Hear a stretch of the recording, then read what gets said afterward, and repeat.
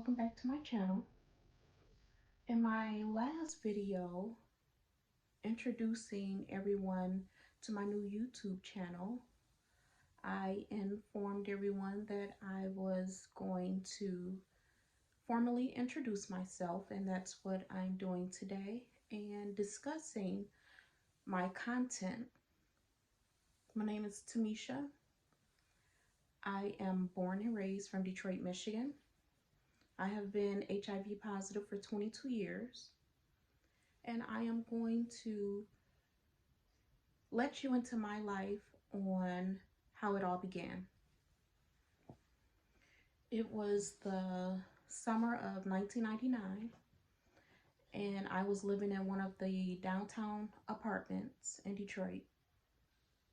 And I would always run into one of my old high school mates I went to school with.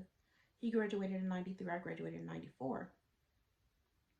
And so we would see each other and we would say hi and bye. We didn't, too much say anything. I remember the first time I did see him and we said hi and bye. The second time, he looked at me. He was like, "Didn't you go to my high school?" And, I was like, "Yeah."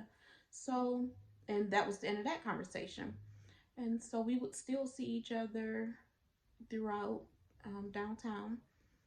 And going towards the end of the summer, I was walking into my apartment building and I seen him.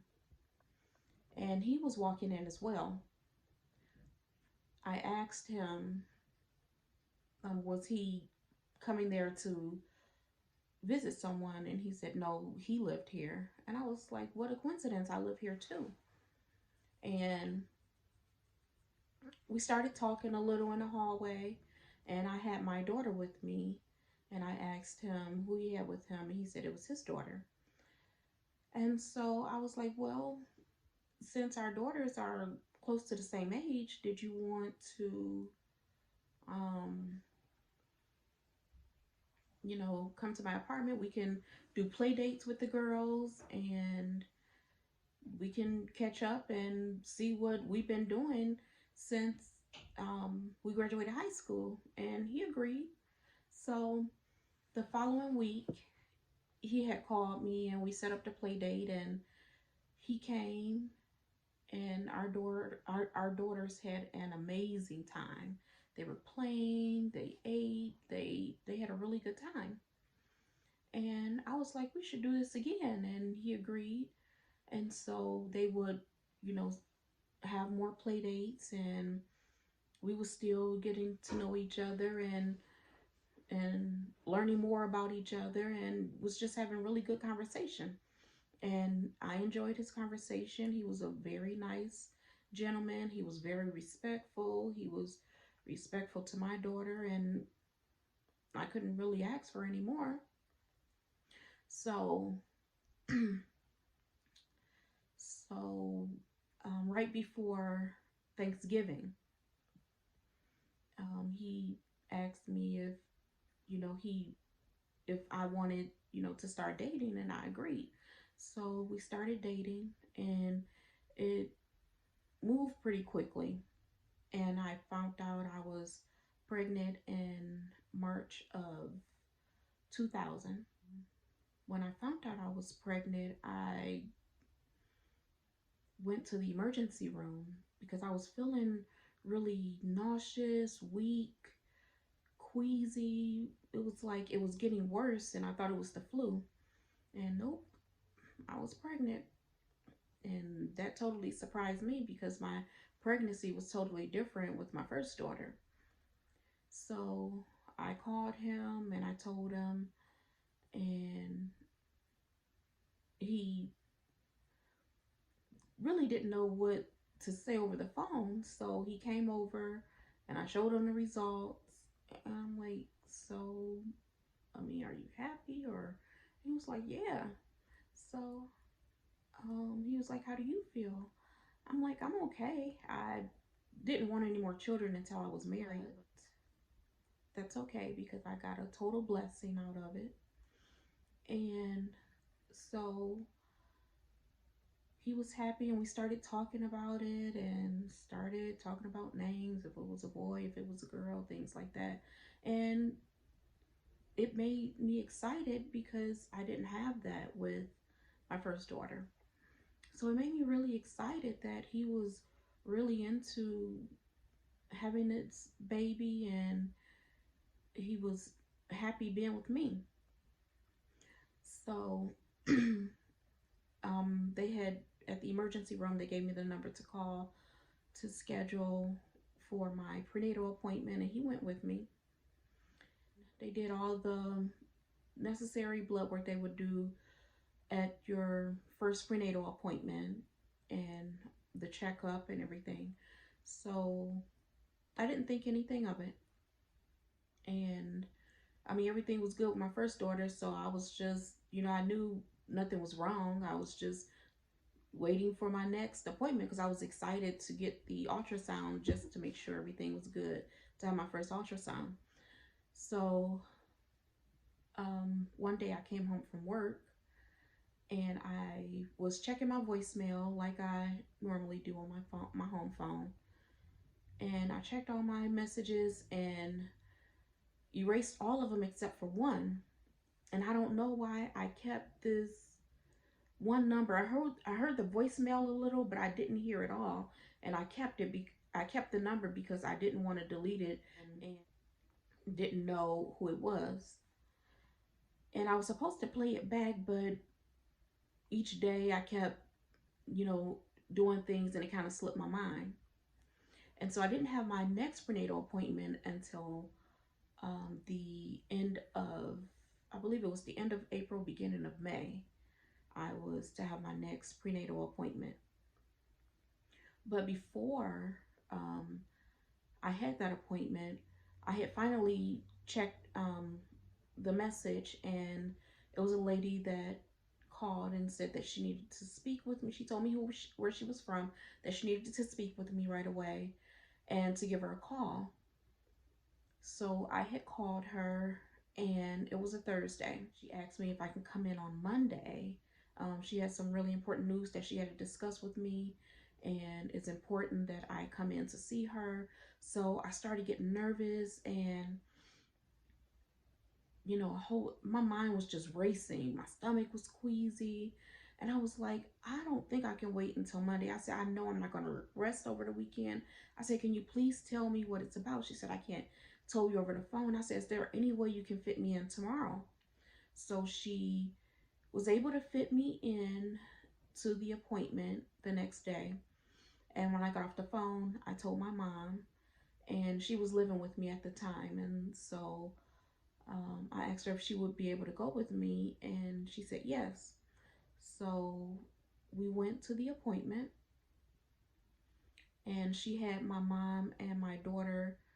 She took us downstairs. She had my mom and my daughter sit in the lobby downstairs. It was a couple of doors from her. I had to verify. I had to give her my identification and verify who I was before she discussed anything with me, even though she verified it over the phone, but she said she had to make sure that it was actually me. So I showed her the identification, and I'm nervous, like my legs are shaking. I just didn't know what to expect. I don't know what she was going to tell me. And she said, I don't know how to tell you this. And my eyes started tearing up, and I'm like, tell me what? And she said, you're HIV positive. And I screamed. When I tell you guys, I screamed at the top of my lungs, and I fell to the floor. And my mom ran.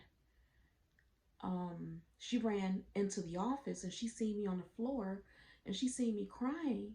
And my mom got on her knees, and she started crying because I was crying. And she was asking the lady what was going on, and she said she couldn't tell her, that I had to tell her. And I couldn't get it out from me crying so, so bad. And so my mom, I told her, I said, you're going to hate me. You're not going to want to be my mom anymore. You're not going to want to have anything to do with me. And I just looked at my daughter, and not knowing anything about HIV, I just knew that I was going to be gone, that I wasn't going to be able to raise my daughter, that, you know, everything was just running through my head. And so my mom was like, "You are my daughter, you're my seed." And she said, "I don't care what happens, you're still my daughter. There's nothing that can happen to you and for me as your mom to say that you're not my child." And she just gave me a hug, and she just like held me so tight. And so my daughter started crying because she didn't know what was going on. So I just took her and I held her so tight, and I just kept saying, "I'm sorry, I'm sorry, I'm sorry." And I was apologizing to her because I thought that I was not going to be here long enough to see her go to preschool, graduate kindergarten, graduate elementary, middle school, high school, going to college. And by the grace of God, I have seen all of it. And when I went home, I had called him and I told him what happened. And he literally lied to my face and said, "No, it's not me. I was tested when I was in Job Corps, and they do this and they do that, just going on and on." And I'm like, there is no one else. I haven't been with anyone else. I know where I got it from. And he kept saying it wasn't him. He kept saying it wasn't him. And so I was just so upset. I was so angry with myself, and just asking myself, how can I put myself in this position? Like, I never would have thought that it would happen to me. And I'm saying this to say to anyone who is getting into a new relationship, please, and I'm pleading, I'm begging, please make sure that you take do the necessary precautions that you need to protect yourself. If you decide not to take precaution and to be, sexually active without precaution, to get tested together. Go in together and get tested. I'm going to go more into detail on how things, you know, how things progress through me telling him and really getting it out of him that yes, he was positive. So I am definitely going to get into more detail in my next time. Have a blessed evening.